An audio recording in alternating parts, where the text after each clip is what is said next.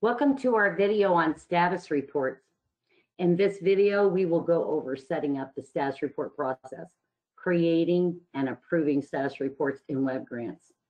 Note it is critical that you have watched our previous videos on managing underway grants and negotiations. Status reports is a grant subcomponent that is used by the grantee to report on recent grant activity. A status report is a document object that consists of forms. Internal staff can set a status report schedule, which will send automated notifications to the grantee when their status reports are due. The status reports typically consist of user-defined forms. However, it is possible to copy any grant form from the grant to the status report. Forms like, for example, objectives or maybe a scope of work can be copied to the status report. And then the grantee can report on the progress of those forms. The status report has all of the standard document functionality, including negotiation, withdrawal, notes, feedback, and versions. So one of the very first things that we must do to get the status report ready for the sub-grantee is to go back to the funding opportunity. So we're going to log in with your internal login, and we're going to go from the left menu. We're going to click on funding opportunities. So in order to get the status report ready, what we do first is we have to go to the forms. So number one, we have the forms that we want to use. Two, we'll have to set up the forms with the correct type. And three, we have to make sure we have approval levels. So when you're looking at your funding opportunity, go to the associated forms bar. You'll see your different modules or documents up across the top. So you want to actually click on the grant tab first. The reason why we click on the grant tab first is we must ensure to include the status report document in the grant listing. We also want to be sure that it's not checked for grantor edit only or grantor only. We want the grantee to be able to click on it and have access to submit their or create and submit their status reports. So now that we have the status report in the grant, we want to go over to the status report tab. So in the status report tab, this works like all other tabs that you've already dealt with. You will click on add to add a form. You will click on edit to uninclude any form you do not wish to use in this funding opportunity. So one of the options that you have to add the status report tab is also the expense form. Now the expense form is a system form and cannot be edited in any way because it is based on the budget. But the system will automatically copy the grant budget form into the expense form, just like it does in the claims for the reimbursement form. The expense form is also to help track your expenses spent and can also track match as well.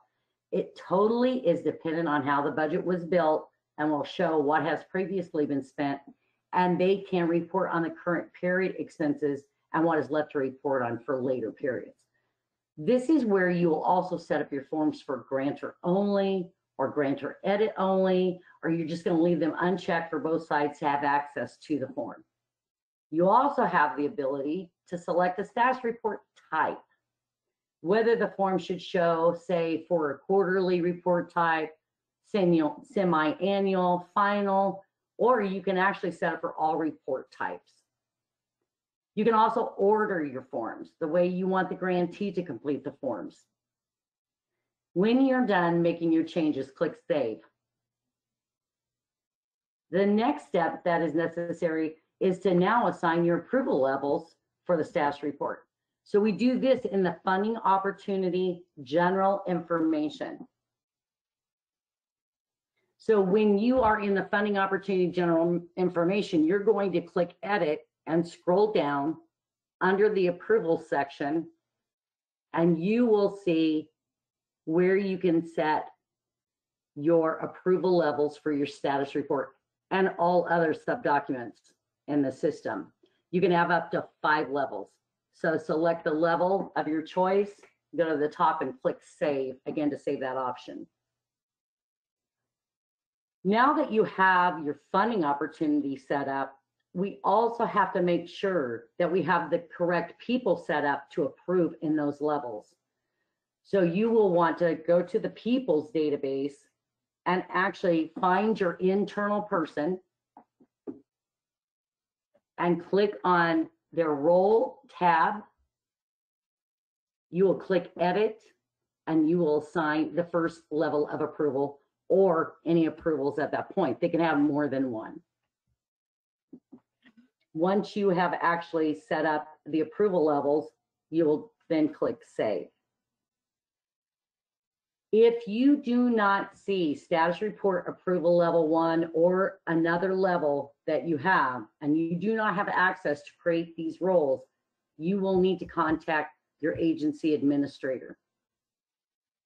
The system will allow you to have any number of internal staff at each level assigned. External users do not have approval rights, but only one person out of those individuals assigned can approve the status report at that level. So if you have level 2, you want to back out of there, select another internal person and assign them level 2 on to level 3, level 4. Again, you can have up to 5 levels of approval. Once you have your approvals all set up, the next step in the process is to make the decision on how you want to have the status report completed. So for this example, what we are going to do is actually set up so that the grant is in underway status. So one of the first things that we want to do, if you want your external users to actually have access to create the status reports, is your grant itself must be in underway status.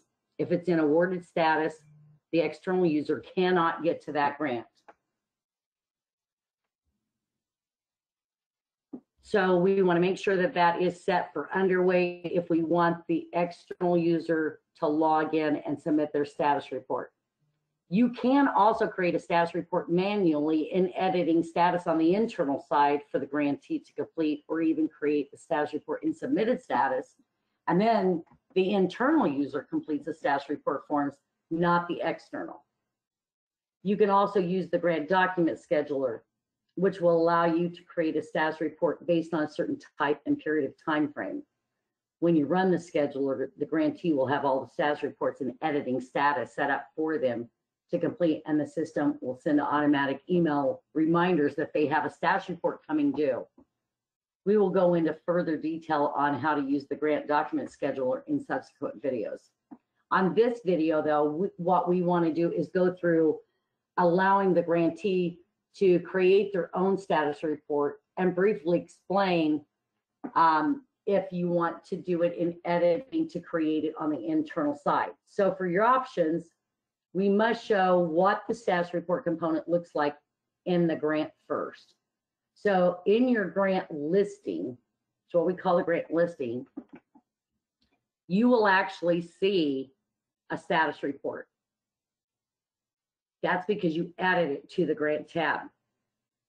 So what we want to do is we want to click on that status report, and this will take us to the status report document.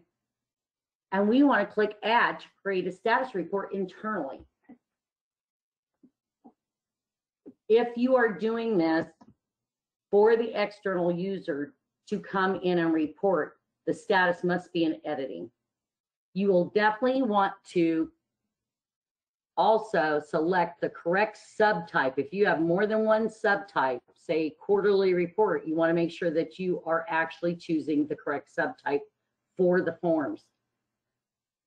You will want to enter a due date because the alerts work off of the due date. So you can alert the external user when the report is coming due multiple times. The report dates that you would select would be what period of time frame that you would want the information that they entered to be from. So if it's a quarterly report, an example would be first quarter. So your start date would be 01/01 of 2020 through 03/31 of 2020. When you have completed this information, click Save. Once you click Save, either you are leaving it completely for the external user to do, and the system will automatically send out the alerts, and you would move on and do this for another grant or another status report type in the system. Otherwise, it is ready for the external user to come in and actually report. If you are doing it internally, the only difference is the status report status would have been chosen in submitted, and the internal user would automatically complete all the forms. So for the next example, because we want the grantee to complete the status report and submit in the request, what we want to do is sign in as the external user. When the grantee logs into WebGrants, they do not click on their application. They're going to actually go to their grant to do this. So they click on grants, then they select the grant by title or click on that line, get into the grant itself, and in their component listing, they will click on status reports. They are now seeing the same status report view listing that you saw on the internal side. Whatever form opens up first is the status report general information. So they will click Edit Status Report, and what has already been completed is the status report general information that you actually completed for them. They will click on the next form in line. So they will click on that user-defined form, and they will enter in their information on the form that you created.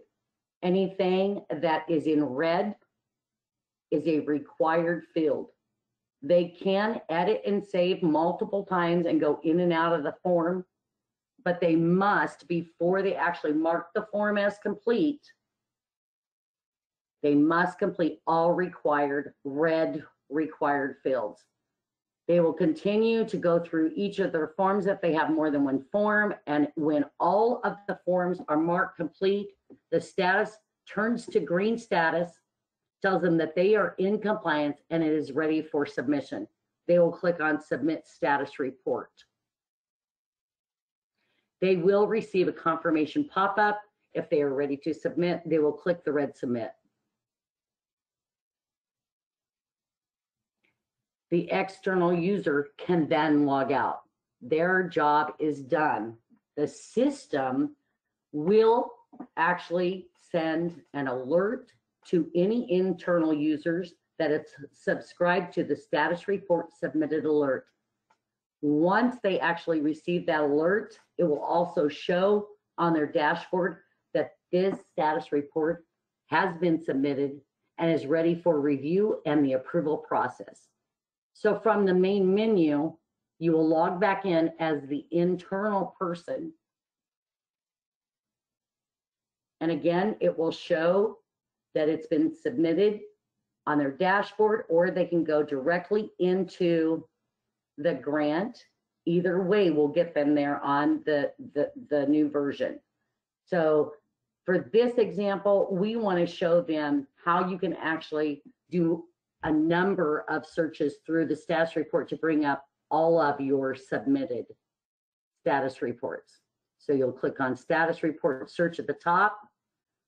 You can enter either a grant number if you're looking for one, or you can actually tell the system that you want to search for anything that is in submitted status for that program area, that funding opportunity, and even the status report type.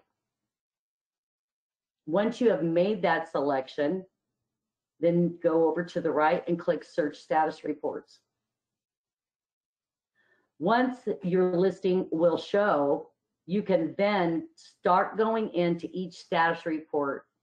You will see the view listing first, showing you the funding opportunity, that it's submitted, who it was submitted by, the date it was submitted, Below that is your contact information for the primary person on the grant and the organization associated with the status report.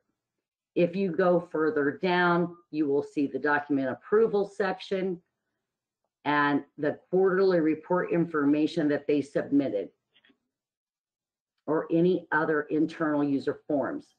If everything looks okay, you'd start the approval. If you need to actually send something back to them for corrections, you will click on negotiate. When you click on the negotiation tab, it will ask you which sections you would like unlocked. It will show all of your forms for that, plus the general information. If the general information does not need to be changed, then more than likely you will be asking them to make corrections on the user forms, the quarterly report forms. You can also put in the due date of when you would like to have it resubmitted. This is a required field because it will send alerts to the external user. So put a due date in there for a reminder for the alerts to alert the external users that they need to resubmit the status report once it has been corrected. So that the message is required, but the message is really nice. Whatever you put in here will actually show on the email alert that they will receive. So we want to make sure we've got a good due date in there and the message. You can also use the attachment if you like. That is not required. Once you have actually set this negotiation, all you do is click submit and it goes to the external user automatically. Once that happens, it's in correcting status. So we have passed it back for corrections. It is no longer on your side. It is on the external user side to make those corrections. They would have received their email alert. They are going to log in now. And when they log in, they will see this on their dashboard as well. They can click on that, or they can go through the grant. Just going to click on it, and then they edit, and only the forms that you unlocked will show. So if you haven't unlocked that status report general information, it will not show here, or any other form that you didn't unlock. They will simply come in here, edit the form, make their corrections, and once they actually make their corrections, they can save the form. It's going to work exactly the same way as the first time. They must mark all the forms as complete, complete all required fields, and when it turns green, they can submit the status report. Once they submit the status report, then again, the internal users that are subscribing to the alerts will receive an alert that this was resubmitted. So you will log in on the internal side again, and you will see this as part of your resubmission on your dashboard. You can click right there. And again, at this point, you would renegotiate. You could withdraw this just like an application.